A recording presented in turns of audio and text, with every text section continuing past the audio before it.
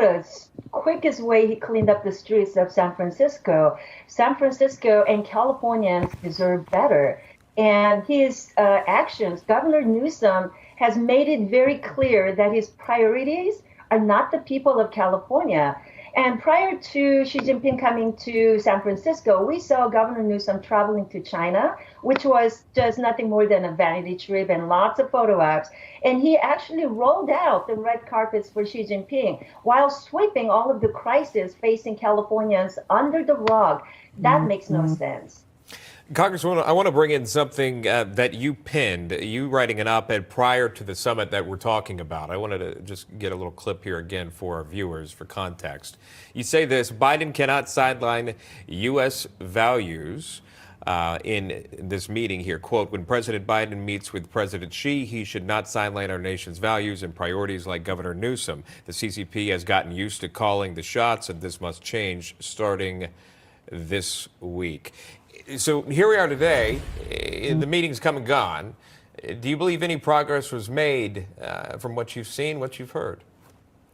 So after they met, Biden and Xi Jinping, they did talk about maybe having a military-to-military conversation, which I don't know what details and substantive agreement they have made, because I am really interested in making sure that we de-escalate the tensions that we have in Taiwan, Philippines, and our partners and allies in the Indo-Pacific. So obviously that conversation is really critically important, but actions speak louder than words. But CCP's actions so far have not been giving us any confidence that they are a reliable partner. They also talked about maybe a working group. It sounds great, but the devil is in the details. Nothing about CCP's past behavior indicates that they're reliable negotiators. So I'm skeptical, especially when state of California is a border state. We're dealing with the fentanyl crisis infecting hundreds and thousands of Californians. So what I have noticed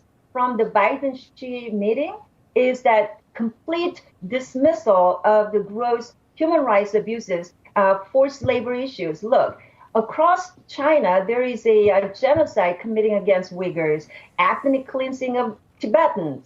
They are arresting and imprisoning Hong Kong activists and journalists and so many more. So these are what I'm talking about.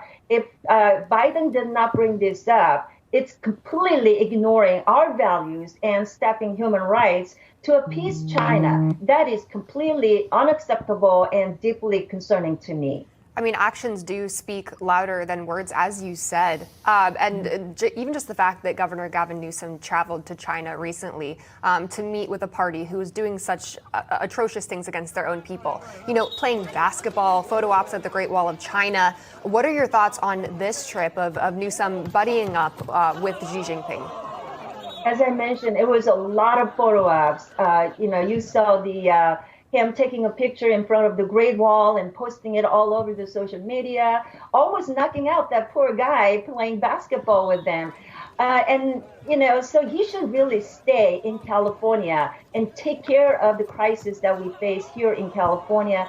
You know, I am an immigrant from South Korea. I am honored and, happy to be doing what I do. But that golden state where my family immigrated to, thinking that this is the greatest state and country, that golden state is rotting under Governor Newsom and Sacramento's super majority policies. That state is unrecognizable. I really hope that governor stays home to take care of this crisis.